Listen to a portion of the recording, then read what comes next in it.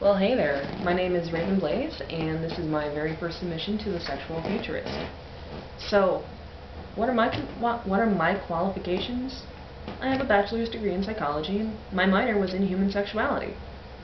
So, I might not be a therapist, I might not be licensed in any way, but I'm a little bit smarter than the average bear when it comes to doing it. So, of all the wide range of topics that we could talk about, what should we talk about first? Well, what we're doing right now, communication. Communication is first, foremost, and central to a healthy relationship with a partner or partners. Because how is that other person or persons supposed to know that you really like to have your toes tickled during it, or that you really, really don't like to have your hair pulled? Unless you tell them. Now, yeah, first you gotta know yourself. Masturbate. Simple enough. Explore yourself. Know yourself on that very personal, intimate, one-person level. Because if you don't know yourself, how are you able to communicate that to another person that you really like to go fast or you really like to go slow, other than experience? But then again, really, should you be having experiences with other people if you're not able to communicate your desires about anything over beforehand rather than in the middle of it? Sit down over a cup of coffee, simple enough, or a Pepsi, or whatever you like to drink, or whatever you like to chill out and hang out and just relax with. Sit down, chill out with that person, say, hey, I really like it when somebody tickles my chin with a feather, that it really turns me on.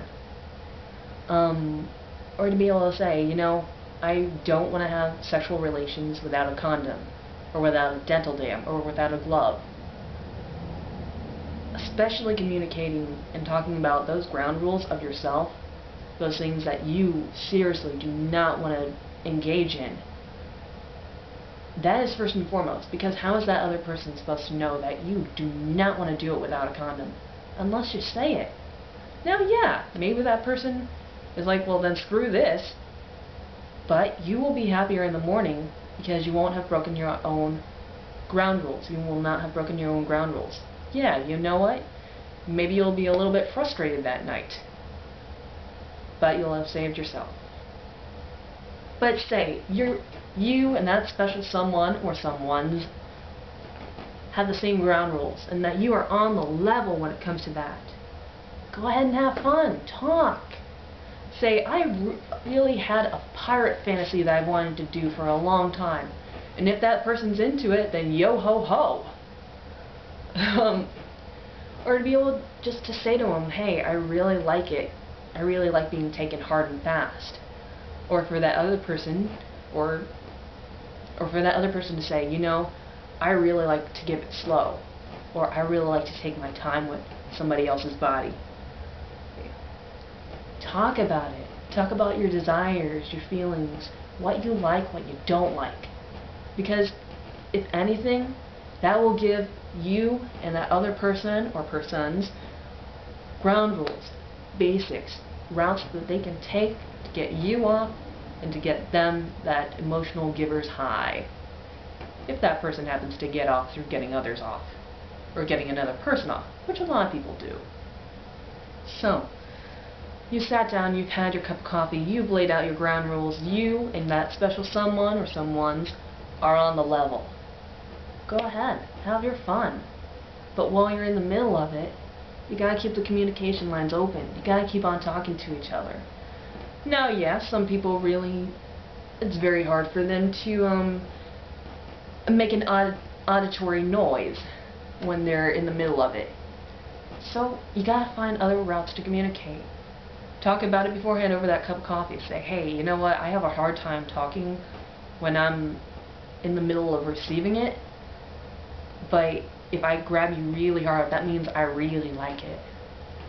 Or if I start to pat your back or rub your belly in the middle of it, that means I really like it, and to keep going.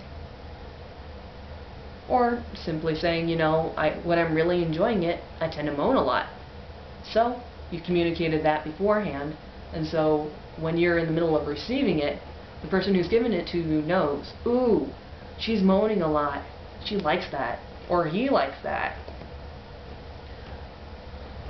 And also signals about to back off.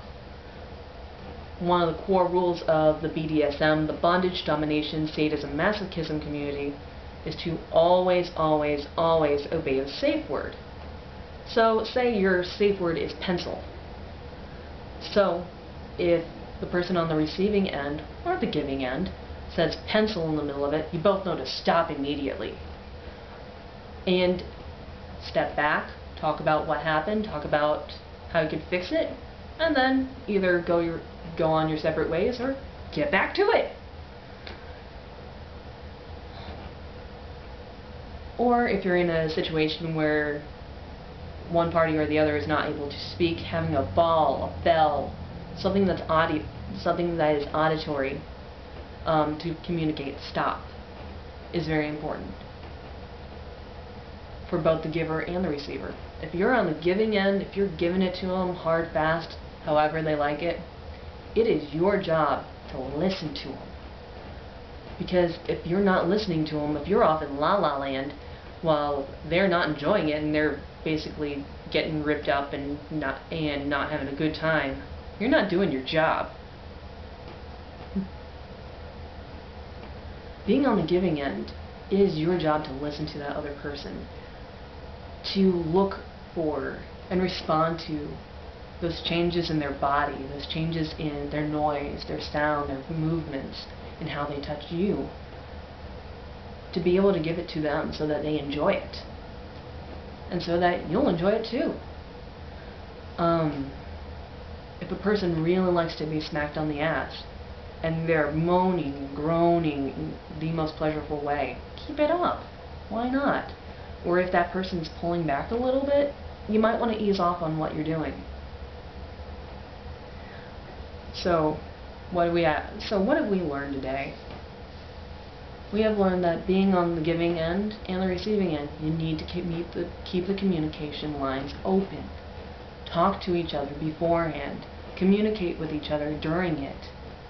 And, even after the action's done, whether you're laying there in each other's arms or you're quickly scurrying away, at some point afterwards, it is kind of important to talk about it.